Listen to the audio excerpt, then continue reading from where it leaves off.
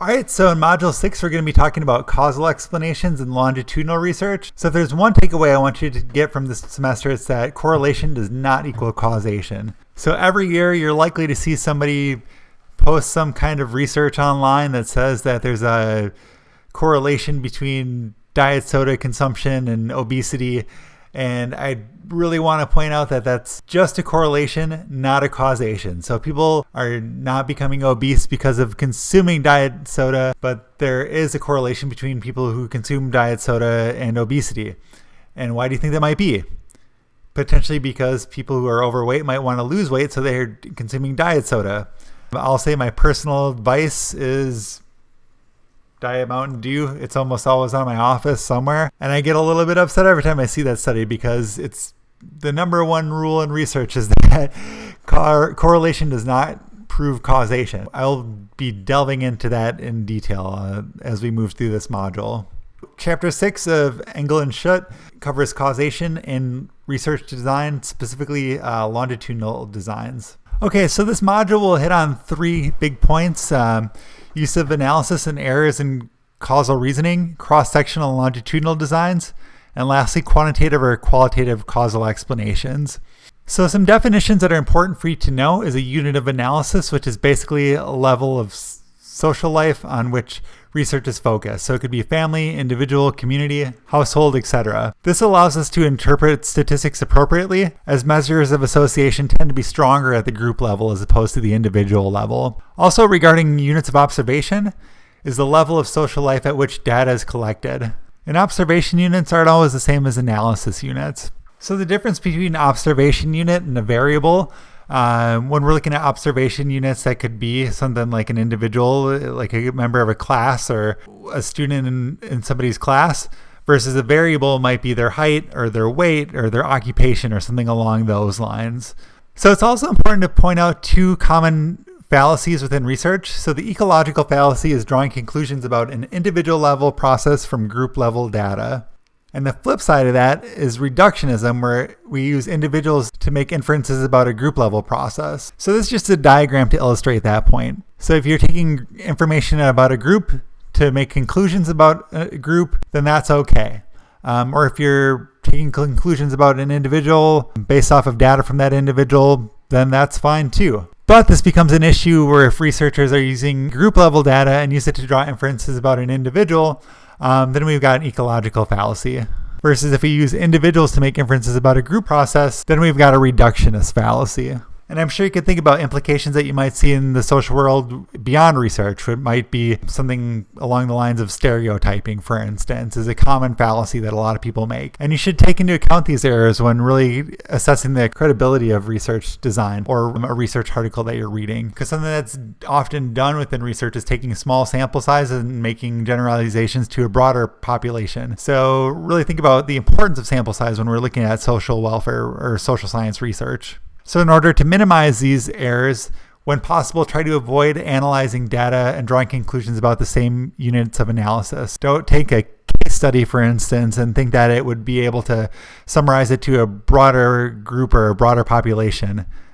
And likewise, it doesn't mean that if you do have a sample size that's similar to somebody's demographics, that they're necessarily going to be equal in such variables. So I would just say when reading research articles, kind of identify these errors, kind of view it with a critical eye, as there could be some false conclusions drawn. So next I'm going to be talking about some different types of longitudinal studies. There's a few different here. Repeated cross-sectional design, where we take a sample from a group at time 1 and another sample from the same group at time 2. So maybe grabbing a sample of freshmen from a certain cohort and then grabbing another sample from that same cohort as their seniors, which is probably the simplest of longitudinal design, versus a fixed sample where you're looking at the exact same people at freshman year and senior year. The difficulty here is because there's dropout and it's hard to kind of locate those people over time. Contact information changes. It's hard to sort data, and even the people collecting the data may be turned over those years. You can also look at event-based data, so people from the class of 2004, from the class of 2005, 2006, etc., and then looking at them at two different time points. So cross-sectional design can tell us a lot about people at a specific point in time versus longitudinal design can tell us about certain things that change over time. So for instance, if we're to look at cognitive functioning over time, we could take a group of 60-year-olds now and a group of 80-year-olds now and see how they differ on cognitive testing. Or if we were to do a longitudinal design, we would take those 60-year-olds and measure them now and then wait 20 years to measure them again when they're 80, which you could see that could be a lot more costly and a lot more difficult to do, but also a lot more beneficial for research and kind of accuracy of the data that we're looking at. So you'd use cross-sectional if the independent variable is fixed prior to the variation in the dependent variable. So maybe the independent variable is era served, like if we're working with veterans looking at OIF, OEF veterans versus Vietnam era versus Korean versus World War II. That's where the independent variable is fixed. You could also use cross-sectional designs if the respondents are trusted in their account of previous events that's pertinent to the study, and when we also have data from pre-existing records or measures that are based on records containing information from different points in time. Or contrarily, if subjects are equivalent on the dependent variable before the independent variable was introduced. So maybe people who have similar mental health diagnoses screened before an independent variable of some sort of intervention was introduced. Then you could use cross-sectional as opposed to longitudinal. So you use longitudinal data when you want to track changes across time. So pretty much anytime that you're trying to show causality, you need to measure something across time. Cross-sectional can give you an idea of causality and like how an independent variable may have an impact on a dependent variable, but generally longitudinal studies are the better option for getting you some strength or evidence of a causal relationship between two variables. So in a trend study, we want to collect data from multiple times from different samples of the same population to determine if the population has changed over time. So right now I see so much studies about millennials and like trend studies about how that population is changing and what they do like and what they don't like and their behaviors throughout time. So that's a good example of trend studies. Also, there's panel studies that collect data multiple times from the same sample of the population to see if those individuals have changed over time. So you might look at valedictorians of high schools at a certain point in time, maybe in 2004, and follow them across the years to see how they're faring later in life. And that'd be like a panel design if you looked at those same group of people at point A and at point B. So maybe people who did like a reintegration program after they got out of prison and seeing if they were able to integrate back into society seamlessly or if they were repeat offenders. Cohort studies are like an event-based design, so maybe graduates of college in the year 2007 or looking at cohort studies, so maybe like baby boomers across the lifespan to see maybe different indicators of quality of life across the decades. So now that I've talked about what we're doing to look at causality and ways to measure causality and to kind of investigate it, basically what a cause is just an explanation of some characteristic, attitude, or behavior of a group, individual, or other entities. So a quantitative, nomethetic causal explanation is the belief that variation of independent variable will be followed by a variation in a dependent variable, all else being constant. So if we change from regular